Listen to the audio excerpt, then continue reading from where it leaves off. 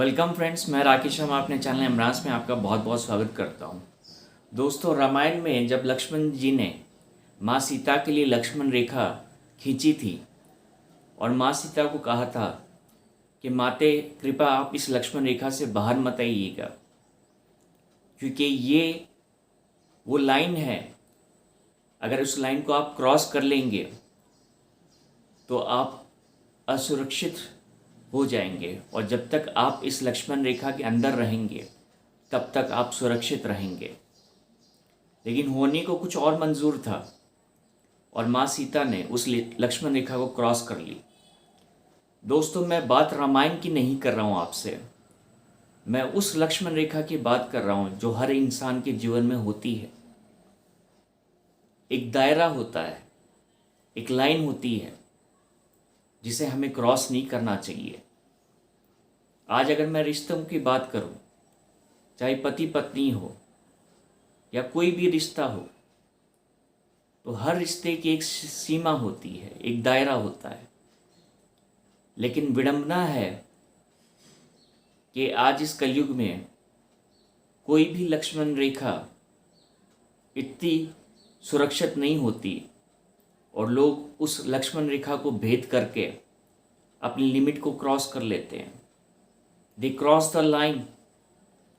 लक्ष्मण रेखा क्या होती है? लक्ष्मण रेखा का मतलब ये होता है, जो चीज़ें हमें अपने जीवन में करनी है, जो हमारे संस्कार हैं, जो हमारे वैल्यूज़ हैं, उसके अंदर ही हमें चलना है।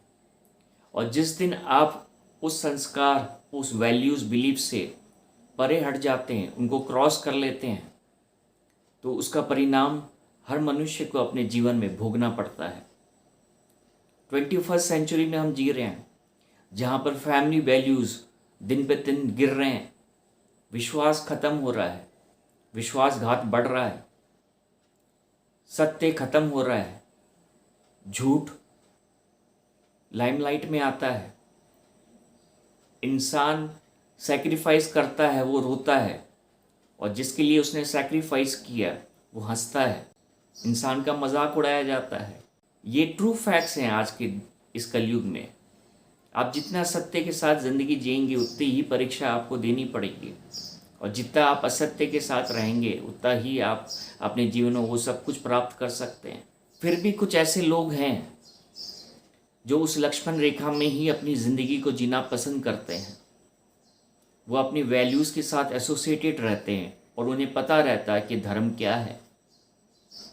और जब मैं धर्म की बात करता हूँ तो निज धर्मा ही मैं आपको बताना चाहता हूँ कि आपकी आत्मा आपको जो चीज़ करने के लिए प्रेरित करती है वही धर्म है। और आपकी आत्मा कभी भी आपको उस लक्ष्मण रेखा को क्रॉस करने के लिए कभी नहीं कहेगी। लेकिन फिर भी अगर हम अपनी अंतरात्मा की आवाज़ को अनसुनी कर दें तो ऐसे बहुत से लोग हैं जो उस लक्ष्मण रेखा को क्रॉस कर लेते हैं। तो गलती किसकी है? जिसने उस लक्ष्मण रेखा को बनाई या जिसने उस लक्ष्मण रेखा को क्रॉस किया? नेचुरल सी बात है, क्योंकि जब कोई लक्ष्मण रेखा बनाई जाती तो इंसान अनकंफर्टेबल फील करता है और सोचता है कि मेरी लिमिटेशंस बहुत लिमिटेड हो गई, मुझे एक्सपैंड करना है। लेकिन एक्सपेंशन का मतलब ये नहीं कि कुछ आप ऐसा अपने जीवन में करें जिसके कारण कोई और आहत हो, कोई और तकलीफ में पड़ जाए। मेरा वीडियो आज की डेट में फैमिली वैल्यूज़ पर है। If you are crossing the line in your life then you have to regret someday.